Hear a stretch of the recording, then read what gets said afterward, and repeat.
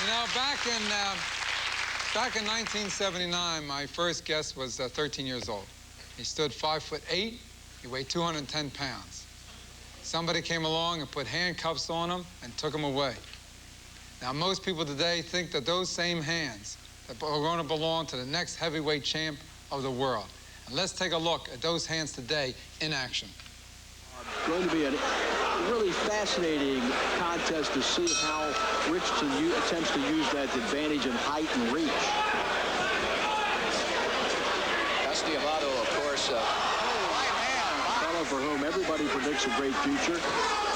If they can find some height. Sweet overhand right, then taking him out with a vicious left hand. A low right from Young.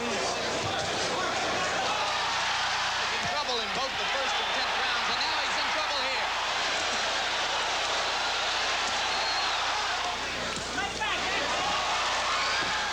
19 years of age. Long is 27. Oh, wow. Tyson comes out slugging. He comes out smoking like Marvis's father, Joe. Marvis must move or we're going to be out of here very, very quickly. Uppercut, and Marvis is hurt. Razor is down. Joe Cortez moves in to have a look, and he's going to stop the fight. It did not last 20 seconds. Please welcome Mike Tyson.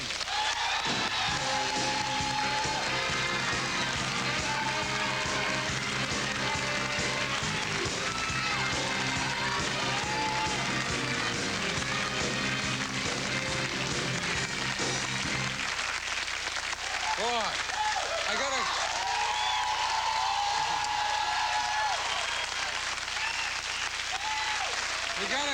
we gotta explain one thing to you right now. See, they were clips from, I don't want you to think that's one guy getting hit like that.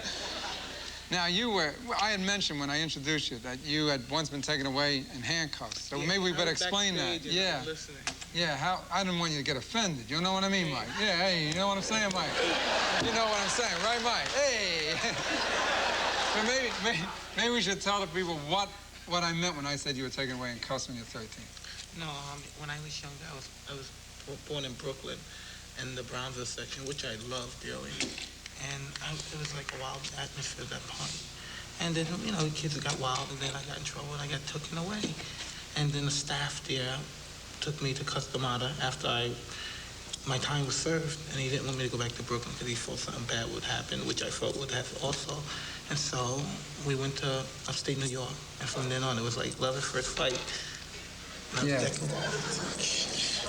Yeah, you don't have to, you know distance, right? You know how to judge distance. When you do that, you know that I'm here, right? I mean, no, I just want to get it straight. You know what I'm talking? At particular times, yes. Yeah. I lose the distance. You lose the distance sometimes? The radar function. If I sit where Billy is, that's enough distance, right? Now, when you were a kid, though, when you were a real little kid, I heard that you were kind of like a gentle. You weren't a tough kid. You were an easygoing kid, and they kind of picked on you, right? All the time. They picked on you. Would you believe that? No. You know what's even more important? I want to know this. See, if I ended up looking like you and could hit like that, I'd go back to South Philadelphia and get those Lamorgias and pin them. You know what I mean? Did you ever have that temptation, like, to get back there and get those guys? I thought about that recently. Yeah? Yeah. I'll go with you, you know what I mean? Now, when you haven't, everyone's saying, and I'm a big boxing fan, that's my sport, and everyone's saying you're going to be the next heavyweight champ. You think you're going to make it? Well, the people in general, if everyone says that, but yeah, most definitely I do. They really don't know, but I know.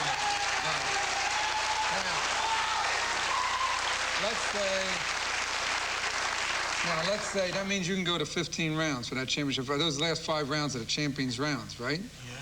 You can do that. You're not just like a couple rounds and that's it. You can go the whole distance. Most definitely. I went 10 rounds 3 times. Yeah. So you can go the distance. All right, now let's say you make it, and you're the champ. All right? Now, are you gonna know when to quit? That's a very important thing, man. David, I'm only 20 years old, and quitting is a long way. Yeah, I'm not...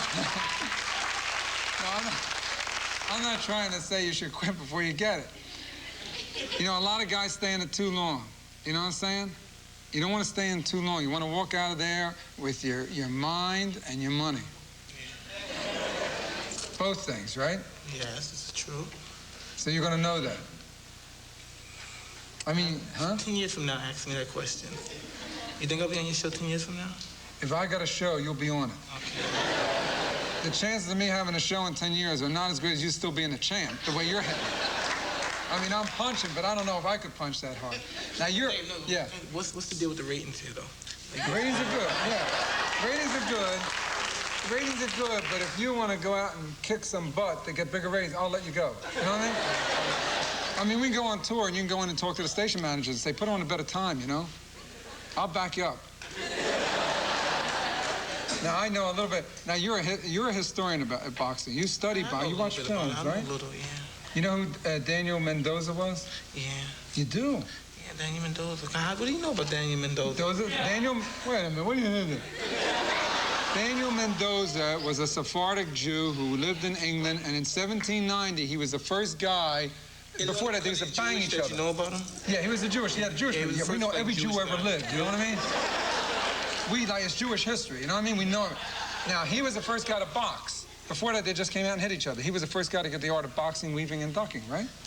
Well, not really. Daniel Mendoza, he's more or less started the boxing like on a stage, and he went all around the countries and sites boxing on the stage. He's Jewish. He's going to make money. What do you think he's going to get his head beat in? You know what I'm saying? He made money, made a show business. He had girls coming out way before Don King thought of it. Man, it's a show biz.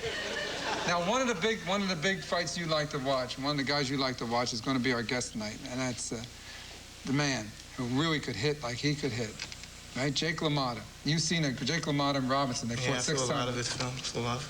It's not. We're going to bring him out here, and we're all going to sit around and talk some boxing right after we take care of this message. That's all right with you, right?